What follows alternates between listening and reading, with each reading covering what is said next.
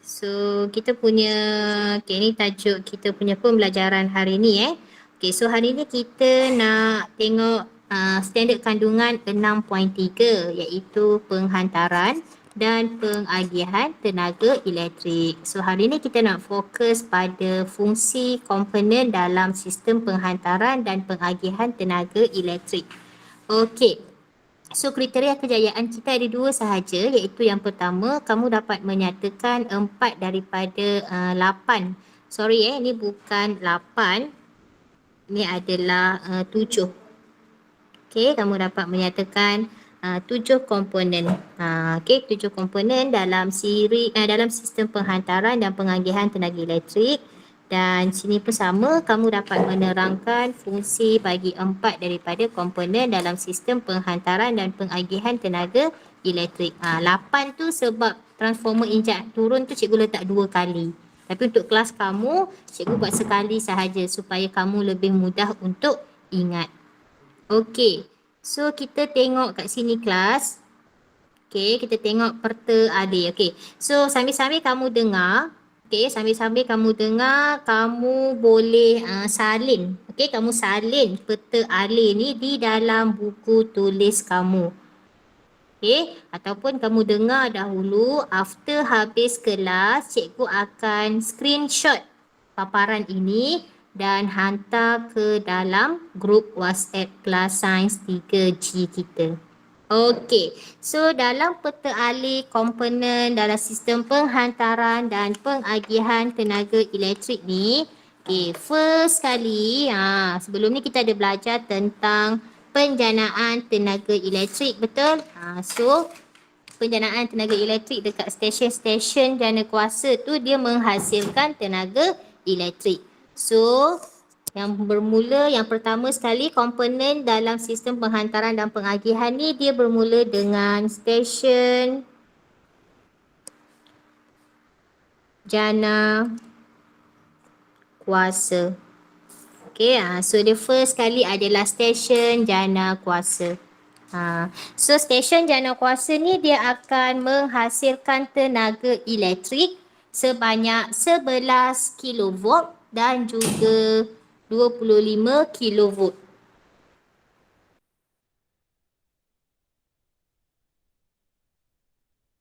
Okey.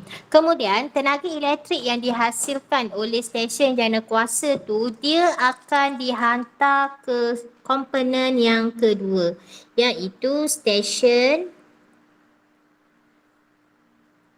transformer.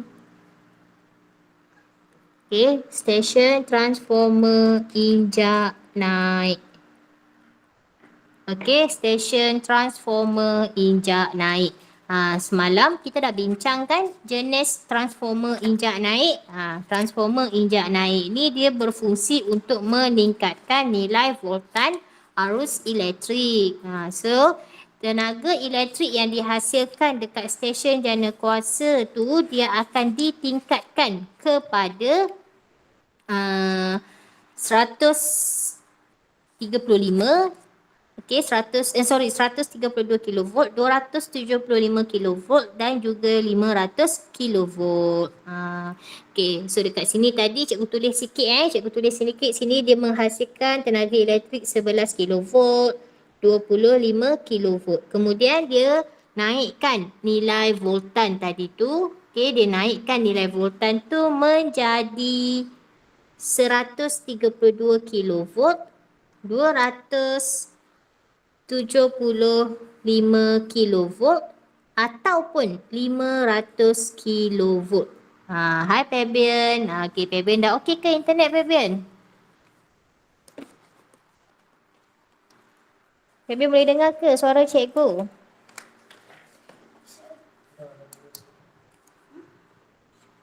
Okey. Tak apa Alright.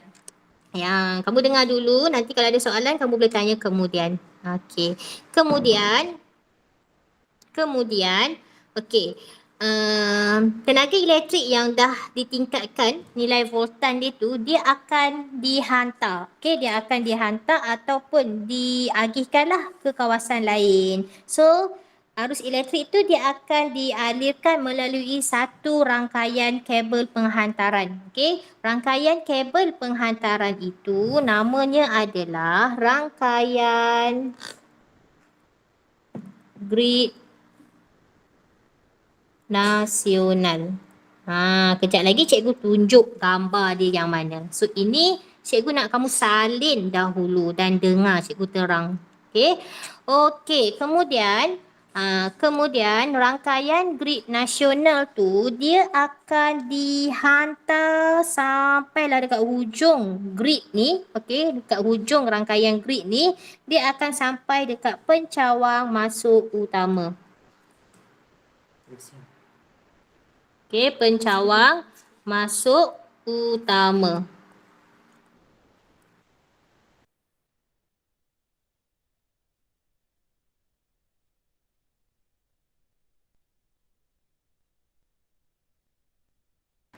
Okey, so bila dia sampai kat pencawang masuk utama, okey, pencawang masuk utama ni dia macam nanti cikgu tunjuk gambar dia, pencawang masuk utama tu yang mana. So ni kamu tengok dulu Okey, so pencawang masuk utama. Sampai dekat pencawang masuk utama, dekat pencawang masuk utama ni kan macam rumah TNB lah, tapi rumah TNB yang besar tu dekat pencawang. Okey, so dekat situ ada lapangan Swiss. Okey, dia ada lapangan Swiss. Okey, so dekat lapangan Swiss ni kita akan agihkan tenaga elektrik tu pergi ke komponen yang seterusnya. Okey, dia pergi dekat komponen seterusnya iaitu pencawang bahagian. Okey, pencawang bahagian. Tapi sebelum dia pergi ke pencawang bahagian, tenaga elektrik ni dia kena turunkan dulu nilai voltan dia. So dia perlu pergi ke stesen transformer injak turun. Okey, dia akan turunkan. Maknanya daripada nilai yang besar 132, 275, 500 semua tu dia kena turunkan dulu ikut keperluan pengguna. Okey. Kemudian bila dia dah turunkan tenaga elektrik, diturunkan voltan tenaga elektrik tu dekat stesen transformer injak turun, barulah tenaga elektrik itu akan dihantar ke pencawang bahagian. Okey. Pencawang bahagian. Pencawang bahagian ni kalau cikgu panggil rumah TNB. Dekat depan rumah cikgu ni memang ada satu pencawang bahagian yang kita panggil sebagai rumah TNB. Dia yang akan kontrol lah untuk kawasan perumahan rumah cikgu yang kawasan taman-taman yang kecil ni. Okey. So dekat pencawang bahagian ni pun dia akan ada transformer injak turun jugalah bila masuk ke dalam rumah kita. Okey, jadi kelas kalau kita tengok kan nama pun sistem penghantaran dan pengagihan. Jadi dekat 3 bahagian yang atas ni, 1, 2, 3 ni, ini adalah bahagian ini adalah bahagian penghantaran. Ini adalah bahagian penghantaran. Manakala yang keempat, kelima,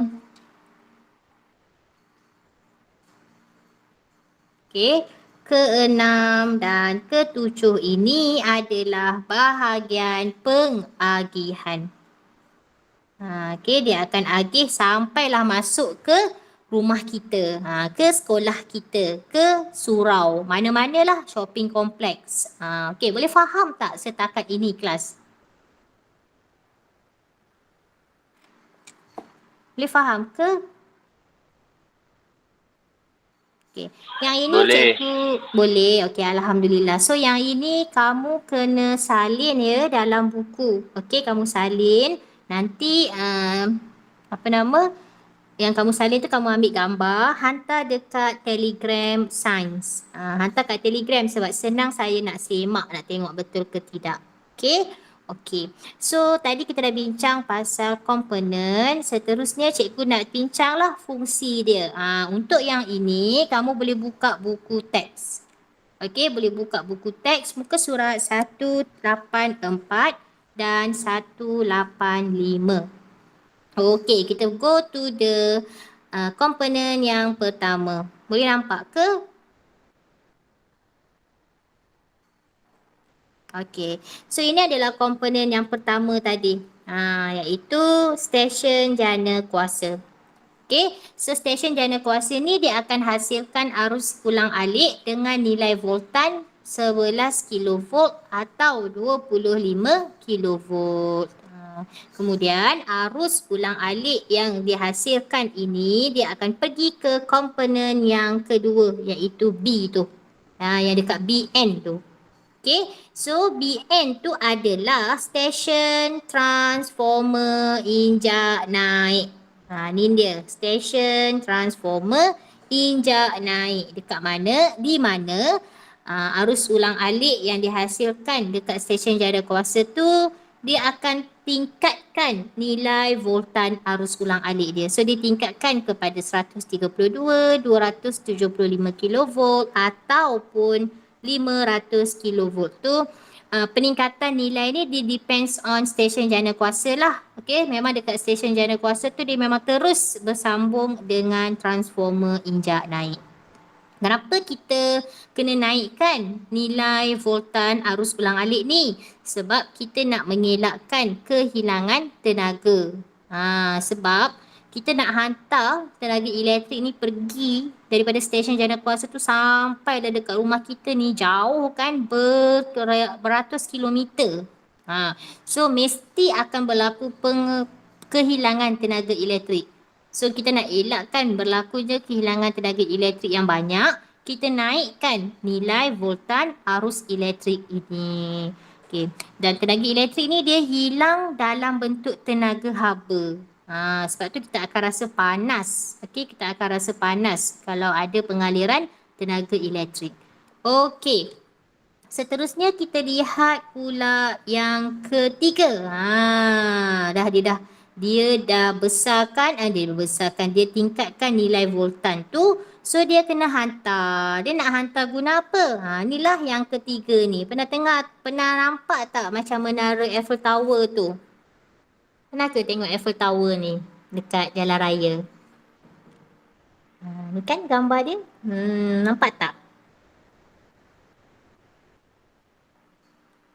Boleh ke nampak? Ataupun buku teks kamu pun ada muka surat 185 tu. Okay. So, boleh kan Aizwan? Okay. So, ini yang kita panggil rangkaian grid nasional. Okay. Ni rangkaian grid nasional. Okay. So, arus ulang alik dengan voltan yang tinggi tadi tu, dia akan mengalir melalui satu rangkaian kabel penghantaran. Yang kita panggil dia sebagai rangkaian grid nasional. Yang kamu lihat dalam rajah ni lah. Yang ini. Okey. Yang ini. So dekat sini contoh dia bagi kat kita kabel penghantaran arus ulang alik pada 500 kV di sepanjang lebuh raya utara selatan. Kalau kamu biasa balik kampung lalu highway utara selatan tu kamu boleh nampak lah. Okey, kabel penghantaran arus ulang alik pada 500 kV. Yang kedua adalah kabel penghantaran arus ulang alik pada 132 kV di stesen jana kuasa Tanjung Kling, Melaka. Ni contoh je, ada banyak lagi sebenarnya kabel penghantaran arus ulang alik ni. Okey, kemudian rangkaian grid nasional ni dia dah bawa arus elektrik ni, dia pergi ke mana kelas? Dia pergi kat sini. Okey, yang keempat ni. Okey, yang keempat dekat sini. Dia akan pergi masuk ke pencawang masuk utama. Okey, inilah pencawang masuk utama ni. Besar kawasan pencawang masuk utama ni. Dia akan cover banyak kawasan. Okey, so dekat dalam pencawang masuk utama ni, dia ada satu komponen yang kita panggil lapangan Swiss. Okey, so lapangan Swiss ni fungsi dia, dia nak hantar tenaga elektrik ni pergi ke pencawang bahagian yang rumah TNB kecil-kecil dekat kawasan perumahan kita tu. Okay. So, lagi satu kelebihan lapangan Swiss ni kan, kalaulah stesen jana kuasa ataupun rangkaian grid tadi tu ditutup untuk proses penyelenggaraan, tetapi kita yang duduk dekat rumah ni masih lagi boleh menggunakan bekalan elektrik. Sebab apa? Sebab adanya lapangan Swiss ini. Lapangan Swiss ni dia akan still boleh menghantar bekalan tenaga elektrik walaupun stesen jana kuasa dan juga rangkaian grid nasional tadi ditutup. Okay. Cuma sometimes kalau dekat bahagian pencawang masuk ni ada masalah, okay, ada kerja penyelenggaraan, dia terpaksa tutup jugalah ataupun dia terpaksa sekat kita punya bekalan elektrik kat rumah kita. Okay, so ini adalah lapangan Swiss lah ya. Okay, so sebelum tenaga elektrik ni kita nak agihkan kepada pengguna. Okay, tenaga elektrik ni kita tengok yang so dekat sini ada yang keempat dan kelima. Okay, ni yang keempat, ini yang kelima. Okay, so dia akan melalui satu stesen yang kita panggil transformer injak turun. Okay, dia akan melalui satu stesen iaitu transformer injak turun yang mana nilai voltan tadi tu dia akan turunkan. Okay, dia akan turunkan kepada nilai voltan yang berlain. Okay, voltan bagi arus ulang alik ini diturunkan secara beransur-ansur kepada nilai voltan yang berlainan untuk dibekalkan kepada para pengguna mengikut keperluan. Contohnya kalau kawasan kilang besar diguna 33 kV. Kalau kawasan kilang kecil, industri kecil ni dia menggunakan tenaga elektrik 11 kV. Tapi kalau kawasan perumahan, pejabat, dia antara 415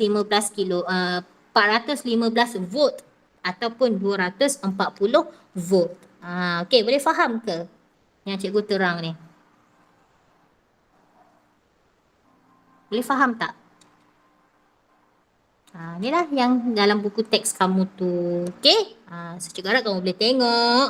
Okey. So sekarang, cuba kamu tengok kawasan rumah kamu. Ada tak yang duduk dekat dengan rangkaian pilon, dekat dengan pilon rangkaian grid nasional ni? Ada tak? Tak ada. Semua duduk jauh. Okey. Ni just saja pengetahuan tambahan lah.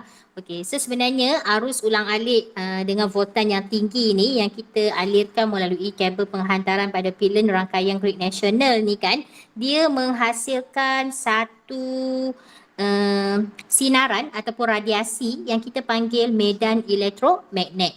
So sebenarnya kan medan elektromagnet ni dia boleh memberikan kesan yang negatif kepada kesihatan kita. Dia boleh menyebabkan masalah kanser. Okay, dia boleh menyebabkan masalah kanser. So tadi masa saya buat kelas dengan kelas lagi satu 3H, diorang ada cari diorang ada research maklumat tentang kesan radiasi medan elektromagnet ni kepada perumahan ataupun kediaman yang berhampiran dengan pilon rangkaian grid nasional. Nanti saya akan sharing hasil carian mereka dengan kamu melalui WhatsApp grup kelas. Okey, sekarang dah jam 11.55. Kamu ada soalan tak nak tanya saya?